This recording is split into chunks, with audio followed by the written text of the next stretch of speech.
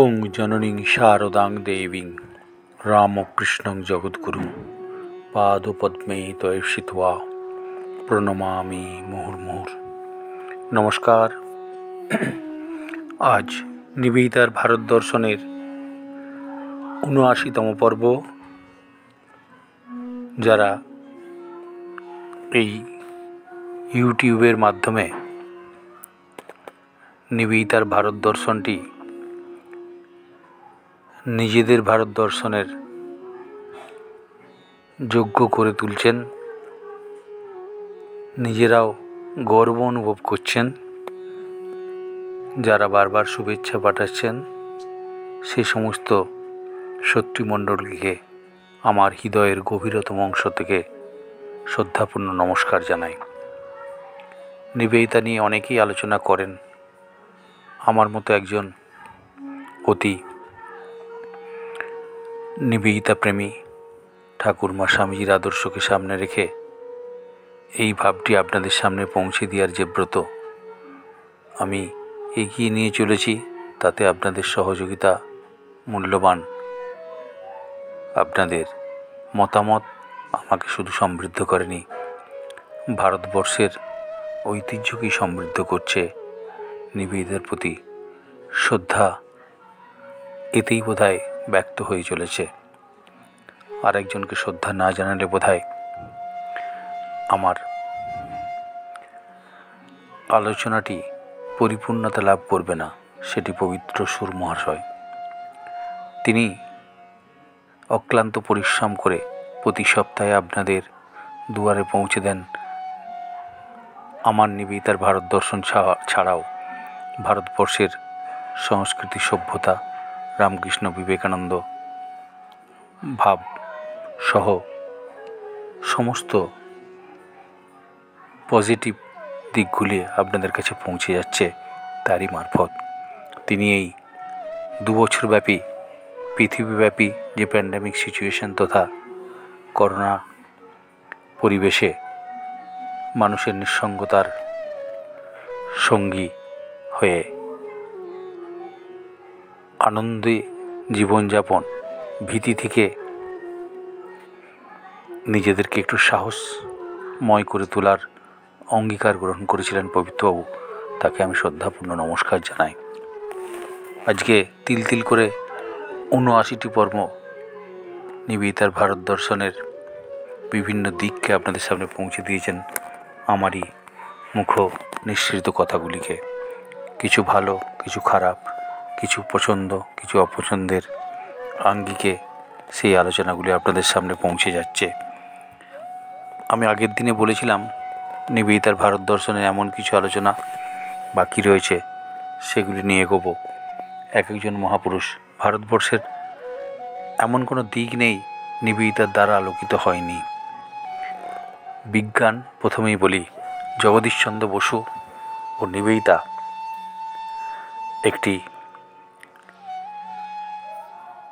সুন্দর আলোকিত ভারতীয় বিজ্ঞান সাধনার প্রকৃত স্বরূপটিকে আমাদের সামনে তুলে ধরেছিলেন ভগিনী নিবেদিতা। এবং যে আলোয় আলোকিত হয়েছিল জগদীশচন্দ্র বসুর মতো বিশ্ববিখ্যাত বিজ্ঞানী, তিনি জগদীশচন্দ্র বসুর মধ্যে যে প্রতিভাটি দেখেছিলেন, তিনি একসময় বলেছিলেন জগদীশচন্দ্র বসু ভারতবর্ষের একটি গর্ব, ভারতবর্ষের একটি আশ্চর্য প্রতিভা। তাকে সমাদরযোগ্য করে রেখে ভারতবর্ষ চিরকাল বিজ্ঞান সাধনায় সাধিত হতে পারবে। নিবেদিতা স্বামী বিবেকানন্দের এই মানসকন্যা স্বামীজির সান্নিধ্যে এসে ভারতকে প্রত্যন্ত আন্তরিকভাবে যেভাবে ভালোবেসেছিলেন এবং তার গুরুদত্ত নামটি প্রকৃত অর্থে সার্থক করে তুলেছিলেন, তার অবদান শুধু ভারতবর্ষের একটি দুটি ক্ষেত্রে নয়, সমস্ত দিক দিয়ে বিজ্ঞান, শিল্প, সাহিত্য, সংস্কৃতি, স্বাস্থ্য, স্বাধীনতা, ভারতবর্ষের এমন কোনো সামাজিক দিক, রাজনৈতিক দিক প্রাকৃতিক দিক নেই যেটি নিবেদিতার দ্বারা উন্মোচিত হয়েছে বা হয়নি। এই নিবেদিতা ভারতের একান্ত প্রেমিকা ও সেবিকা, একাধারে স্বামীজির কথা অনুযায়ী ভবিষ্যৎ ভারতের কাছে হওয়ার জন্য যে প্রতিশ্রুতিবদ্ধ হয়েছিলেন, সেই সময় বিজ্ঞান জগতে ভারতবর্ষকে শীর্ষস্থানে প্রতিষ্ঠিত করার জন্য প্রাণপণ যিনি চেষ্টা করেছিলেন, তিনি ভারতের অন্যতম শ্রেষ্ঠ বৈজ্ঞানিক কিন্তু জগদীশচন্দ্র বসু। এই দুটি বিরাট ব্যক্তিত্বের কর্মক্ষেত্র পৃথক হলেও তাদের কর্মভূমি ভারতবর্ষ এবং সুগভীর ভারত প্রেমের সাধারণ সূত্র ধরে এদের পরস্পরের মধ্যে যে কি গভীর সম্পর্ক গড়ে উঠেছিল, সেটা তাদের নিজেদের মধ্যেকার যে সমস্ত কাহিনীগুলি ঘটেছিল সেগুলির মধ্যে প্রবেশ না করলে বোধহয় ঠিক অনুভব করা যাবে না বা উপলব্ধি করা যাবে না।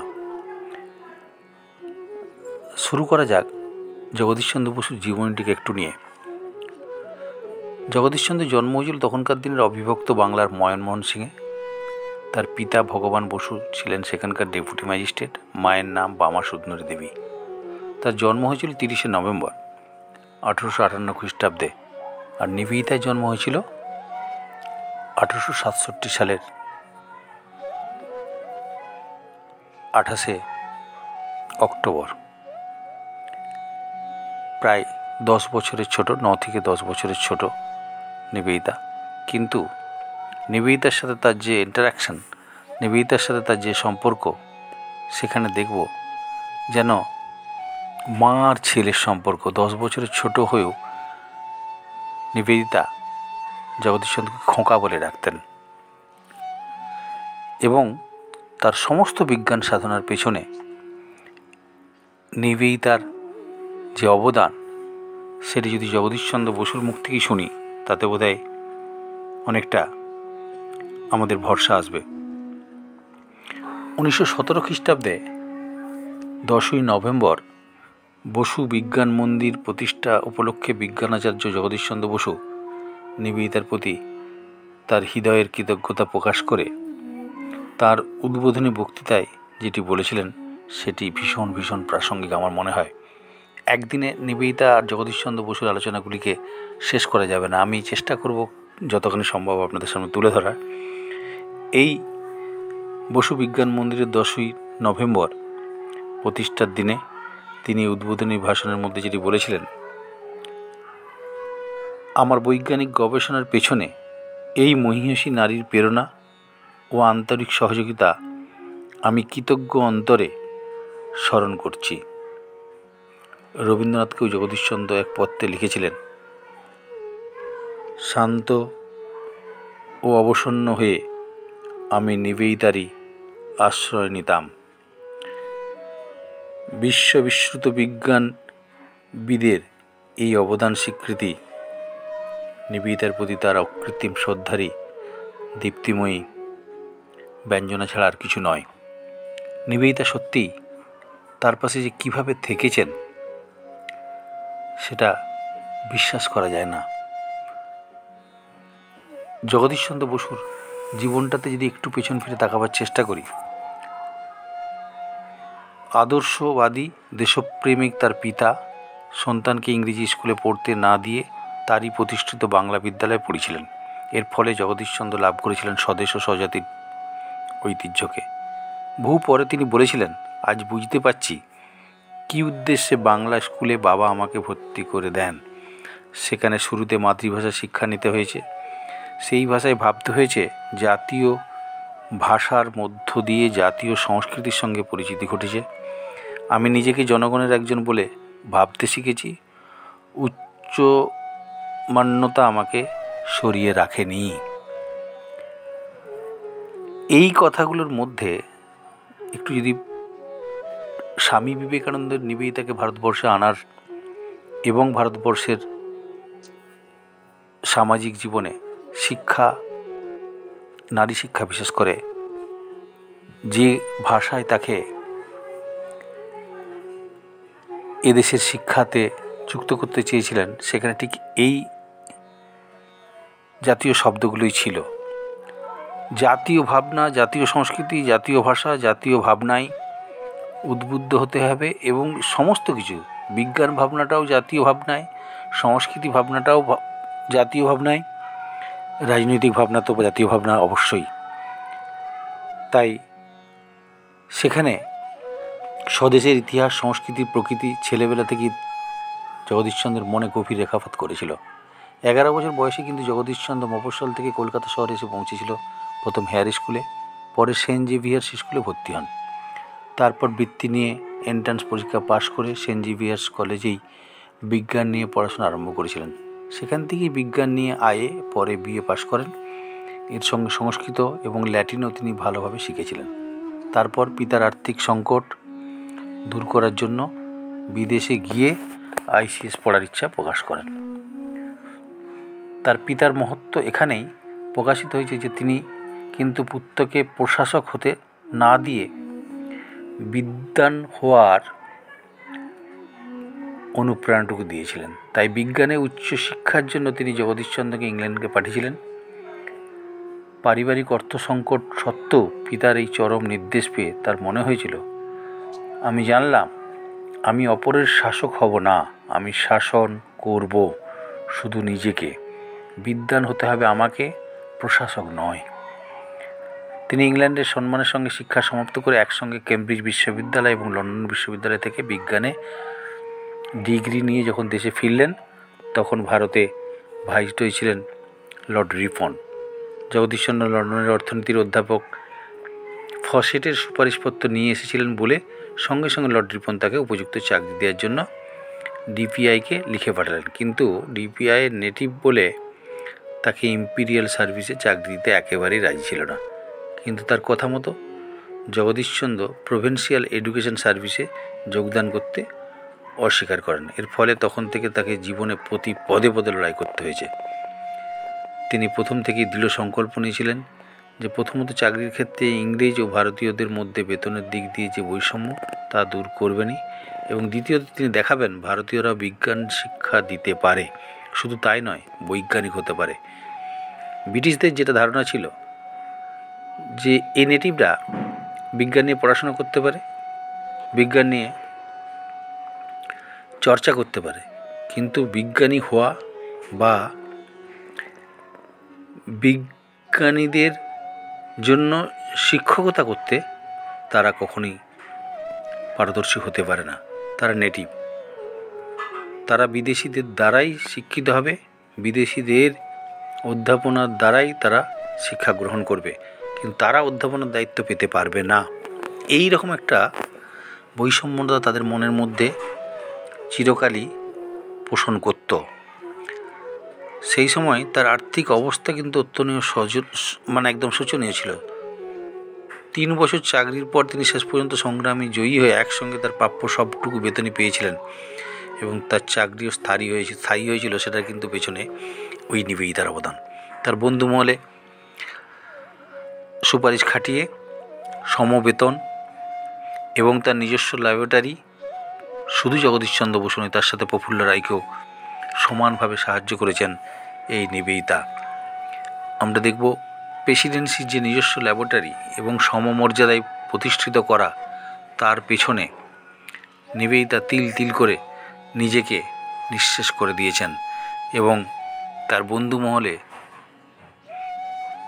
পরিচিতি অনুযায়ী জগদীশচন্দ্রের প্রতিভাকে এমন উচ্চ ভাবনায় প্রতিষ্ঠিত করে তাদেরকে উদ্বুদ্ধ করেছেন এবং বাধ্য করেছেন প্রফুল্ল রায় সহ জগদীশচন্দ্রকে আলাদা আলাদা ল্যাবরেটরি ব্যবস্থা করতে এবং তার সাথে তাদের বিভিন্ন রচনাকে রয়্যাল সোসাইটিতে স্বীকৃতি পেতে।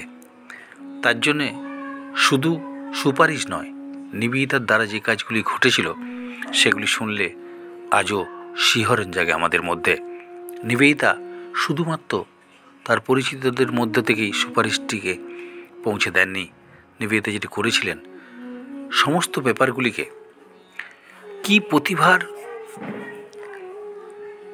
নিবেদিতা অধিকারী ছিলেন সেটি এই জগদীশচন্দ্র বসু বিজ্ঞান জগতের মানুষ, নিবেদিতা সাহিত্য জগতের মানুষ, তিনি সাংবাদিকতা করেছেন, অনেক লেখালেখি করেছেন, পড়াশোনা করেছেন, স্কুল চালিয়েছেন, কিন্তু বিজ্ঞান জগতে যে তার যে সাবলীলতা সেটার পরিচয় পাওয়া যায় প্ল্যান্ট রেসপন্স,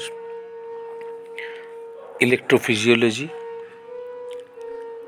এবং আরও একটি বই জগদীশচন্দ্রের লেখা। সেই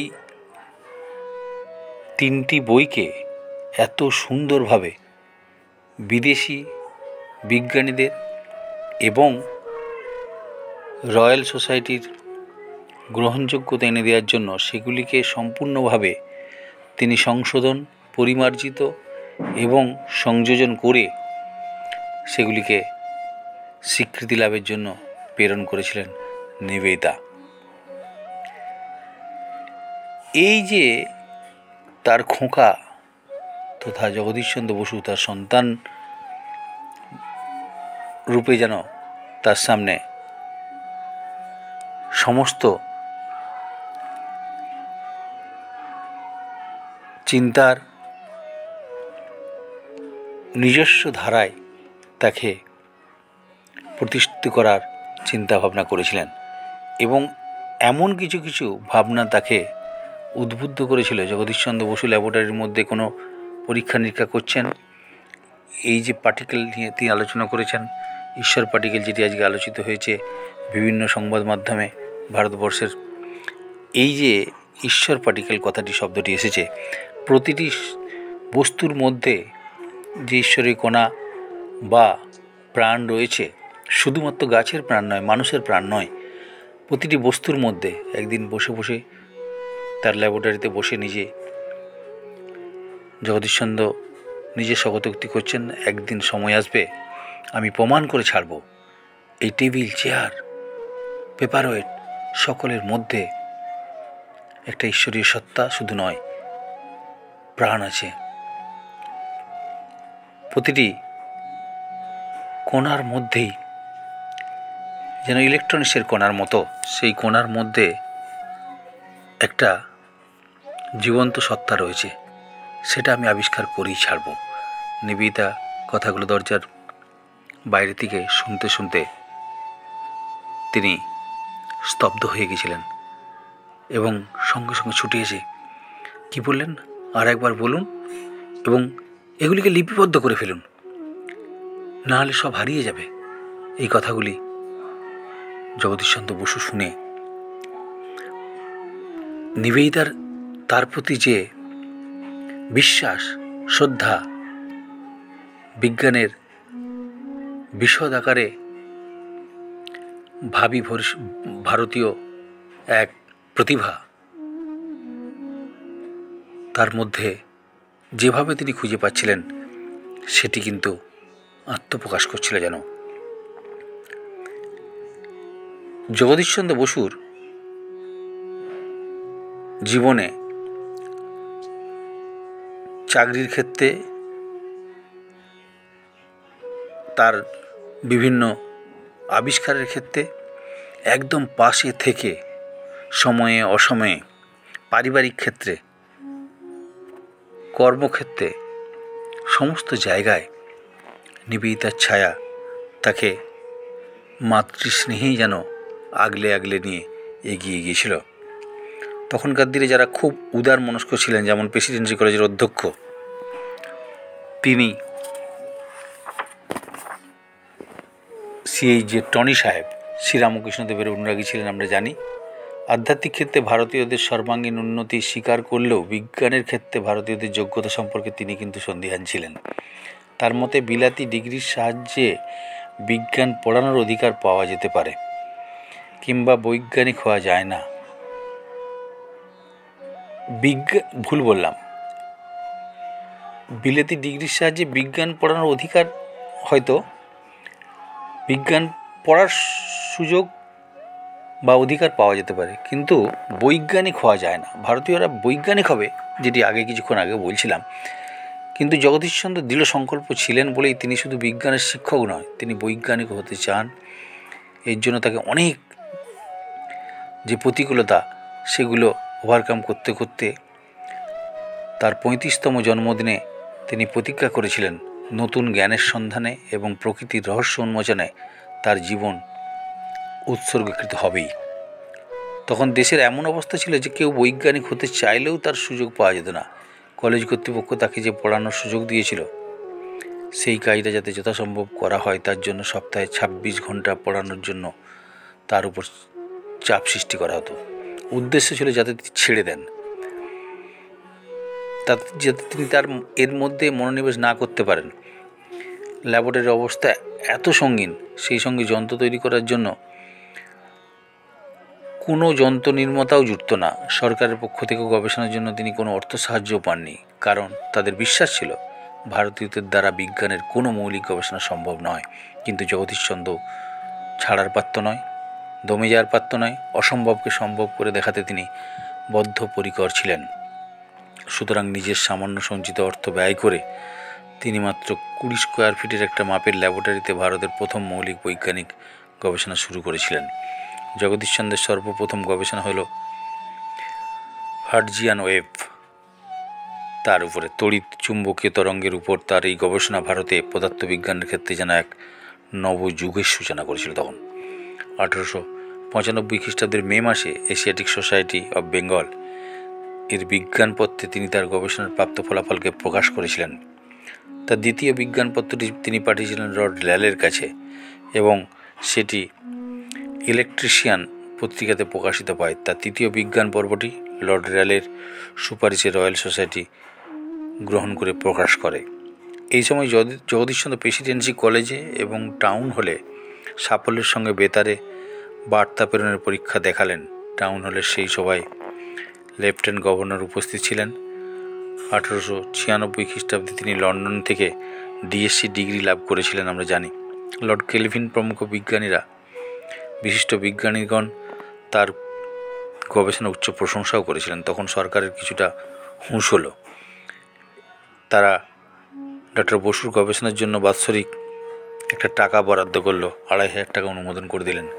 লর্ড র্যালে ডক্টর বসুকে ইংল্যান্ডে পাঠাতে চেয়েছিলেন, কিন্তু ব্রিটিশ আমলাগণ এই ব্যাপারে কোনো সাহায্য না করায় শেষে আমলা প্রধান গভর্নর নিজ দায়িত্বে উদ্যোগী হয়ে তাকে ইংল্যান্ডে পাঠানোর ব্যবস্থা করেন। এই বৈজ্ঞানিক অভিযাত্রায় জগদীশচন্দ্র প্রভূত সাফল্য অর্জন করেছিলেন। লিভারপুলের ব্রিটিশ অ্যাসোসিয়েশনের বিদ্যুৎ তরঙ্গের উপর তার প্রথম ভাষণ এমনই আকর্ষণীয় হয়েছিল বা চমকপ্রদ হয়েছিল যে বিখ্যাত পদার্থবিদ লর্ড কেলভিন গভীর ভাবাবেগে আপ্লুত হয়ে ভারতে পূর্ণসজ্জিত বিজ্ঞানাগার স্থাপনের অনুরোধ জানিয়ে ভারত সচিবকে তিনি পত্র দিয়েছিলেন। রয়্যাল ইনস্টিটিউশনের তার বক্তৃতার পর স্পেকটেটর পত্রিকায় কিছু সময়ের জন্য তাদের ভারত বিদ্বেষ ত্যাগ করতে হয়েছিল। ইংল্যান্ডের বিজ্ঞানী সমাজ সমবেতভাবে বিজ্ঞানাগারের জন্য আবেদন জানিয়েছিলেন। ভারত মাতার বিজ্ঞানপুত্র জগদীশচন্দ্র বসু দেশে ফিরলেন বিজয় তিলক নিয়ে। এরপরে আরম্ভ হয়েছিল একেবারে বিপরীত গতি, বিপর্যয়ের একটানা বর্ষণ। কয়েকজন ইংরেজ আমরা বৈজ্ঞানিকের জঘন্য ঈর্ষা তার চলার পথে কাঁটার মতো কিছুটা জীবনে পথটাকে কিছুটা হলেও ভয়ঙ্কর করে তুলেছিল ঠিকই, কিন্তু তার জীবনের এই দীর্ঘ বেদনাদায়ক পর্ব, পরাধীন দেশে জন্মগ্রহণ করা যে কত বড় অভিশাপ তা তিনি নিজে ভালোভাবে বুঝতে পেরেছিলেন। প্রকৃত এই সময়টা ছিল জগদীশচন্দ্রের জীবনের সবচেয়ে বড় সংকটময় কাল। এইরকম প্রতিকূল পরিস্থিতিতেই ডক্টর জগদীশচন্দ্র বসুর সঙ্গে ভগিনী নিবেদিতার কিন্তু পরিচয়টা ঘটেছিল। পরবর্তীকালে নিবেদিতা বসুর এই সংগ্রামের নাম দিয়েছিলেন বোস ওয়্যার। এমন একজন বিখ্যাত প্রতিভাবান ব্যক্তিকে এত শোচনীয় অবস্থার মধ্যে কাজ করতে দেখে ভগিনী রাগে ক্ষোভে অত্যন্ত মর্মাহত হয়েছিলেন। শুধু ভারতীয় বলে এমন একটা বিরল প্রতিভাকে এরূপ দুর্দশার মধ্যে পড়ে থাকতে দেখে তিনি চুপ থাকতে পারেননি। কাউন্সিলের সদস্য গোখলেকে লেখা নিবেদিতার অনেকগুলো পত্র এ বিষয়ে পাওয়া গেছে, যাতে দেখা যায় কীভাবে নিবেদিতা সরকারি মহলে ডক্টর বসুর বিরুদ্ধে অবিচারের প্রতিবাদ করেছিলেন। নিবেদিতা যখন এই স্কুলটি শুরু করেছিলেন ১৮৯৮ সালের ১৩ই নভেম্বর স্বয়ং শ্রী শ্রী মা তার উদ্বোধন করেছিলেন। সেই বিদ্যালয় যখন সুন্দরভাবে চলছে দেখে ডক্টর বসুর স্ত্রী অবলা বসু প্রথমে বিশ্বাসই করতে পারেননি। কয়েক মাস তার সাথে ঘোরাঘুরি, দেখা, বিদ্যালয়ের সম্পর্কে কথা বলা, বাগবাজের মতো রক্ষণশীল হিন্দুদের সমাজে তার আদৌ সম্ভব হবে কিনা সে বিষয়ে খুব সংশয় প্রকাশ করেছিলেন। কিন্তু বোসপার্লেনে গিয়ে সচক্ষে দেখে নিবেদিতা প্রসাদ বিদ্যালয়টা দেখার পরে লেডি অবলা বসু কিন্তু মুগ্ধ হয়ে গেছিলেন। তার সাথে একটা পারিবারিক সম্পর্ক তৈরি হয়েছিল, একটা বন্ডিং তৈরি হয়ে সত্যি নিবেদিতা অসম্ভব সম্ভব করেছিলেন। বিশেষ করে প্লেগের সময় এমনভাবে সেবা কার্য চালাচ্ছিলেন, সেগুলো দেখে তার বিশ্বাস, তার শক্তি, তার দৃঢ়তা, এগুলো কিন্তু তাদের মধ্যে একটা বিশাল বন্ধুত্ব এনে দিল। এই পরিবারটা যেন তার নিজের পরিবারে পরিণত হয়ে গেল। নিবেদিতাকে তারা পারিবারিক দিক দিয়েও গ্রহণ করে নিল। প্রতি বছর পূজার ছুটিতে তাই শীতের সময় নিবেদিতা এবং খ্রিশ্চান বিভিন্ন পাহাড়ি অঞ্চল যেমন মায়াবতী, মুসৌরি ইত্যাদি স্থানে বেড়াতে যেতেন। সেই সময় কিন্তু ওই লেডি বসু নিবেদিতা তাকে বউ অর্থাৎ বউ বলে সম্বোধন করতেন। তার সঙ্গে খ্রিশ্চিন আর নিবেদিতা গভীর বন্ধুত্ব গড়ে উঠেছিল। এই সমগ্র বসি পরিবারের সঙ্গেই তারা যেন একটা গভীর আত্মীয়তার সূত্রে যেন বাঁধা পড়ে গেছিল। বিশেষত নিবেদিতা পরম আত্মীয়ের মতোই তাদের সুখ দুঃখের ভাগী ছিলেন। কতদিন বসুদের বাড়িতে তাদের আমন্ত্রণে তিনি ছোটোখাটো ঘরোয়া সভায় বুদ্ধগয়া, চিতোর, কাঞ্চি প্রভৃতি বিষয়ে বক্তৃতা দিয়েছেন। রাতে ঘরোয়া আসরে তার প্রিয় ইংরেজি কবিতাগুলো আবৃত্তি করতেন। নিবেদিতার কাজেও অবলা বসু এবং ডক্টর বসু ভগিনীর লাবণ্য প্রভা নানাভাবে সাহায্য করতেন। ডক্টর বসু অসাধারণ বৈজ্ঞানিক প্রতিভার পরিচয় পেয়ে নিবেদিতা যেমন মুগ্ধ হয়েছিলেন, তার যেমন মনে হয়েছিল পাশ্চাত্য বৈজ্ঞানিকগণ যে জড় প্রকৃতির গবেষণা করতে করতে বিভিন্ন তত্ত্বের উদ্ঘাটন করে থাকেন, তার গবেষণা কিন্তু এই ধরনের নয়। তার গবেষণার প্রধান উৎস ছিল ভারতের আধ্যাত্মিক তত্ত্বের ভিত্তি, যা প্রত্যক্ষ অনুভূতির উপর প্রতিষ্ঠিত। এই তত্ত্ব সমুদয় ভারতীয় শাস্ত্রেরই ভিত্তিস্বরূপ, যা ঘোষণা করে থাকে এই চরাচর বিশ্ব ব্রহ্মাণ্ড কেবল জড় বস্তুর দ্বারা নয়, সমস্তই এক চৈতন্যময় সত্তার দ্বারাই যেন পরিব্যাপ্ত হয়ে রয়েছে। এই প্রসঙ্গে মুক্তিপ্রাণাজি একটি বেশি সুন্দর কথা বলেছেন। তার অনবদ্য ওই ভগিনী নিবেদিতা গ্রন্থে লিখছেন, চরাচর এই বিশ্ব চৈতন্যময়, সর্বভূতে সেই অদ্বিতীয় চৈতন্যেরই সত্তা। যদিদং কিঞ্চ যদ্গৎ সর্বং প্রাণ এই যতি নিঃসৃতম। এই যা কিছু চরাচর বস্তু দৃষ্ট হয় সমস্তই প্রাণ ব্রহ্ম হইতে নিশ্চিত হয়, প্রাণ সত্তায় স্পন্দিত হচ্ছে। এই তত্ত্বের উপর যুক্ত বসু বিজ্ঞানবাদ প্রতিষ্ঠিত। লতা গুল্মের মধ্যে তিনি যে প্রাণের স্পন্দন আবিষ্কার করেছিলেন, তার উৎপত্তির একটি সুস্পষ্ট বোধ বিশ্বাস হতে যেন এসেছিল। তিনি শুধু অন্ধের মতো হাত দিয়ে কিছু পাওয়ার চেষ্টা করেনি। কিন্তু নিবেদিতা এই জন্যই বোধহয় পরবর্তীকালে বলতে পেরেছিলেন, ভারতবর্ষের সংস্কৃতি সভ্যতার ইতিহাস দেখতে দেখতে, মাঠের চাষিদের অবস্থা দেখতে দেখতে, মন্দিরে পুরোহিতের পুজো দেখতে দেখতে তিনি বলেছিলেন, ভারতবর্ষের এই যে শিল্প, সংস্কৃতি, সভ্যতা, মাটি চাষ করছে কৃষক, তার নাগলের মোটার মধ্যে যদি কান পাতা যায়, মন্দিরে পুরোহিতের মন্ত্রের মধ্যে যদি কান পাতা যায়, শিল্প সংগঠন কর্মী শ্রমিকদের মধ্যে যে উদ্যম, তার মধ্যে যদি কান পাতা যায়, মুনি ঋষিদের ধ্যানের মধ্যে, তাদের মহাপুরুষদের, পণ্ডিতদের বিদ্যার চর্চার মধ্যে যদি কান পাতা যায়, একই শক্তির বিভিন্ন প্রকাশ রূপে সেগুলিকে আমরা দেখতে পাই। আসলে ভারতবর্ষের সনাতন আধ্যাত্মিক শক্তিগুলির বিভিন্ন প্রকাশ মাত্র। এই যে নিবেদিতার অনুভূতি, এই অনুভূতি আজকে ভারতবর্ষের মানুষের সামনে, পাশ্চাত্যের মানুষেরও সেই অনুভূতিটুকু আসছে। এই বিশ্বাসেই ভারতবর্ষ যুগ যুগ ধরে বেঁচে রয়েছে, শুধু নিজে বাঁচার জন্য নয়, বিশ্বকে এই সত্য তত্ত্বের অনুভূতিটি পৌঁছে দেওয়ার জন্যই। নিবেদিতার ভারত দর্শনের আজ ৭৯তম পর্ব এখানেই শেষ করি। নিবেদিতা ও জগদীশচন্দ্রের বাকি অংশটির পরের দিনে এগিয়ে নিয়ে যাব। এইভাবেই নিবেদিতা ও ভারতবর্ষের মনীষীদের বিভিন্ন আঙ্গিকে বিভিন্ন অবস্থার আলোচনাগুলি আপনাদের সামনে তুলে ধরার প্রয়াসী রইলাম। সকলে ভালো থাকবেন। ওং অসতো মা সদ্গময় তমসো মা জ্যোতির্গময় মৃত্যুর মা অমৃতম গময় আবিরাবির্ম এধি। ওং শান্তি শান্তি শান্তি হরি ওং তৎসৎ। শ্রীরামকৃষ্ণার্পণমস্তু।